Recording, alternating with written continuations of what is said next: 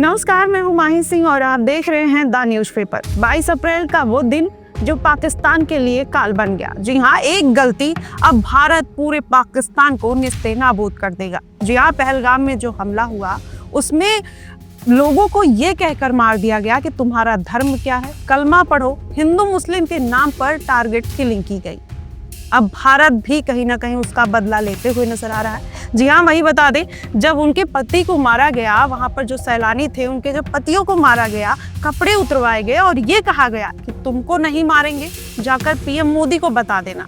और पीएम मोदी को बताते ही अब पाकिस्तान के लिए कहीं ना कहीं मुश्किलें बढ़ती हुई नजर आ रही हैं। जी हाँ, आपको बता दें 22 अप्रैल, ये देखिए, मोदी को बता देना, ये बात कहीं ना कहीं उनके लिए काल बनती हुई नजर आई। ऑपरेशन सिंदूर के नाम से भारत ने बड़ा ऑपरेशन बनाया और 1:44 पर पाकिस्तान के 9 ठिकानों पर हमला कर दिया। जी हाँ, आपको बता दें, ये 9 ठिकाने, देखिए 9 ठिकाने और 21 आतंकी हमले कैंप, और 25 मिनट तक ये पूरा हमला किया गया। और कहीं ना कहीं पाकिस्तान के लिए ये सबसे मुश्किल की घड़ी थी। और पाकिस्तान आता है और ये कहता हुआ नजर आता है कि हमारे यहाँ तो 9 ठिकानों पर हमले नहीं बल्कि 6 ठिकानों पर हमले किए गए। लेकिन ये देखिए, इसका प्रूफ ये है कि यहाँ पर भारत ने यहाँ इन जगहों पर हमले किए और उसका पूरा डिटेल दिया। गुलपुर में, मुजफ्फराबाद में, कोटली में, मुर्गे में और बहावलपुर, भीमपुर, सियालकोट और चकमरू में। आपको बता दें, ये आतंकी अड्डों पर आक्रमण किया है भारत ने। और कहीं ना कहीं अब ये पाकिस्तान के लिए अब मुश्किल की बात है। अब पाकिस्तान डिनाई तो कर रहा है, लेकिन कहीं ना कहीं वो आधे मन से इस बात को नकारता हुआ नजर आ रहा है। और वहीं साथ देखा जाए तो पाकिस्तान जिस तरीके से अपनी मिसाइलों को लेकर खड़ा था, वो ये सोच रहा था कि भारत हमला करेगा तो हम भी हमला करेंगे, लेकिन उसको नहीं पता था कि 1:44 पर भारत उनको खत्म कर देगा। और उनका जिस तरीके से आतंकी अड्डों पर उनका खात्मा किया गया, साफ तौर पर जाहिर है कि भारत आगे भी चुप नहीं बैठने वाला है और ये लोग अपनी मिसाइल लेकर खड़े के खड़े रह गए। जी आपको बता दें, इनके पास चाइनीज मिसाइल हैं जो ना भारत को किसी भी तरीके से पिछाड़ने में पीछे नहीं या आगे नहीं है। लेकिन वहीं देखा जाए तो पूरा ये आतंकी हमला करने से पीछे जिस तरीके से वो बात कहते हुए नजर आते हैं कि हम भारत को खत्म कर देंगे, हमारे पास न्यूक्लियर पावर है, इस तरीके की बातें वो कहते हुए नजर आए। लेकिन उस वादों में कहीं ना कहीं उनके उन बातों में दम नहीं नजर आया। और वहीं देखिए किस तरीके से भारत ने पूरा वहां पर कोहराम मचा दिया है और इनकी मिसाइलें खड़ी की खड़ी हैं, वो किसी भी काम के लिए काम नहीं आई। और यहीं पर देखिए पूरा ये खंडहर बनता हुआ नजर आ रहा है। जितने भी आतंकी हमले हुए हैं, अब पाकिस्तान के लिए रोने बिलखने के अलावा कुछ भी नहीं बचा है। ये देखिए, पाक इसका जवाब देगा। बोल तो रहे हैं पाक इसका जवाब देगा, लेकिन क्या वाकई में पाक इसका जवाब दे पाएगा?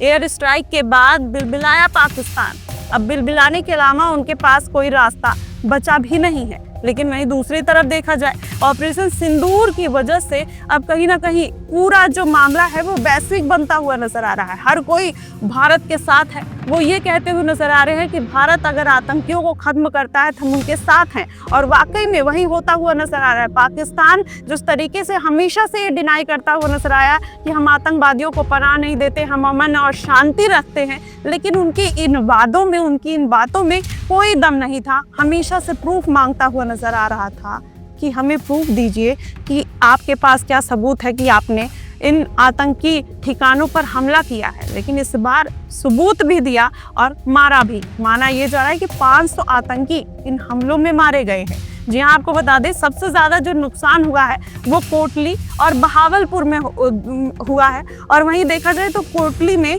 मुजाहिदीन का जो सबसे पुराना अड्डा था, उसमें सबसे ज़्यादा नुकसान होने की खबरें आ रही हैं। ये देखिए, ये मसूद अजहर का घर है और उनके आतंकी जो उनके सलाहकार हैं, उनके जो लोग हैं, वो बैठे हुए हैं। लेकिन अब ये पूरा घर कहीं ना कहीं ख़त्म हो चुका है। अब मसूद अजहर भी यही कहता हुआ नज़र आ रहा है कि मैं भी मर जाता तो अच्छा था, क्योंकि उनके परिवार के 14 लोगों की मौत हो चुकी है, जिसमें 10 उनके परिवार के लोग थे, उनका भाई, उनकी बड़ी बहन और उनके 4 करीबी की भी हत्या हुई है। अब मसूद अजहर ये कहने को मजबूर हो गया है कि मैं भी मर जाता तो अच्छा था, लेकिन जब पहलगाम में उन 25 सैलानियों को ये कहकर मौत के घाट उतार दिया कि तुम हिंदू हो, तब ये बात उनको याद नहीं आई है।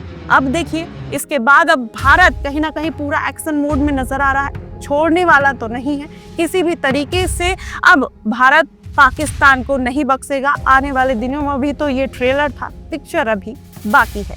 जी हाँ, आपको बता दें, ये जो ठिकाना है, आपको अगर देखा जाए तो मरकज जो बहावलपुर में है वो जैसे मोहम्मद का ठिकाना है, वहीं दूसरी तरफ देखें मुरीदके में वो लश्कर तैयबा का ठिकाना है, और वहीं जो तेहरा कला है जैसे मोहम्मद का, और देखा जाए सियालकोट हिजबुल मुजाहिदीन का, और वहीं बरनाला देखा जाए तो लश्कर तैयबा और जैसे मोहम्मद। तो देखिए, कोटली में जैसे मोहम्मद, हिजबुल मुजाहिदीन और लश्कर तैयबा जैसे जो आतंकी ठिकाने थे, उनको पूरा भारत ने खत्म कर दिया है। अब वो पनपने की जगह पर नहीं है, और ये भारत ने पहले भी बोला था कि अगर आतंकी को खत्म करेंगे तो किसी भी तरीके का मुरव्वत नहीं किया जाएगा। और अब देखिए, वहीं रोते हुए नजर आ रहे हैं वहाँ के जनरल मुनीर भी रोते हुए नजर आ रहे हैं, मुंह लटका हुआ है, किसी भी तरीके से बोलने की जो एक आकांक्षा है बची नहीं है। लग रहा है कि उनके देश का खात्मा हो ही जाएगा। लेकिन उसके साथ ही अगर पूरा मामला समझा जाए तो आने वाले दिनों में ये कहा जा रहा है कि अब भारत किसी भी तरीके से रुकेगा नहीं। एलओसी पर हमारे 10 निर्दोष जो वहाँ के लोग थे उनको मार दिया गया है। अब ये पूरा जो आक्रमण है कहीं ना कहीं बढ़ता हुआ नजर आएगा, और भारत का तो जो डिफेंस आर्मी है कहीं ना कहीं मजबूत है, लेकिन वहीं पाकिस्तान की जो सेना है उस पर किसी को विश्वास नहीं है, क्योंकि वहाँ के जो पाकिस्तानी आर्मी के ऊपर तो वहाँ की जनता को भी भरोसा नहीं। वो ये कह रहे हैं कि हम ये युद्ध नहीं चाहते हैं, और भारत लेकिन किसी भी तरीके से रुकने वाला नहीं है। उन आतंकी हमलों का जवाब कहीं ना कहीं देकर रहेगा। वहीं दूसरी तरफ देखा जाए तो पीएम मोदी ने अब राष्ट्रपति से मुलाकात की है। कल 11 बजे बैठक है। अब इस बैठक में ये साबित होगा कि कहीं ना कहीं अब जो मॉक ड्रिल कराई जा रही है उसका किस तरीके से फ़ायदा भारत को मिलेगा, क्योंकि ये पूरा मामला अब यहीं रुकने वाला नहीं है। आगे हमले होने के जो चांसेस है वो बढ़ते हुए नजर आएंगे, क्योंकि पाकिस्तान भी कहीं ना कहीं अब रिटेलिएट करने की कोशिश करेगा, और वो उनका रिटेलिएशन कितना उन पर भारी पड़ता हुआ नजर आएगा, ये कहीं ना कहीं आगे देखना दिलचस्प होगा। इन तमाम खबरों पर हमारी नजरें बनी हुई है। हम आपको हर एक खबर की रिपोर्ट दिखाते हुए नजर आएंगे। आप हमारे साथ बने रहिएगा। ऐसी रिपोर्ट देखने के लिए हमारे साथ बने रहिए द न्यूज़पेपर पर। ऐसी खबरें हम आप तक पहुंचाते रहेंगे। धन्यवाद।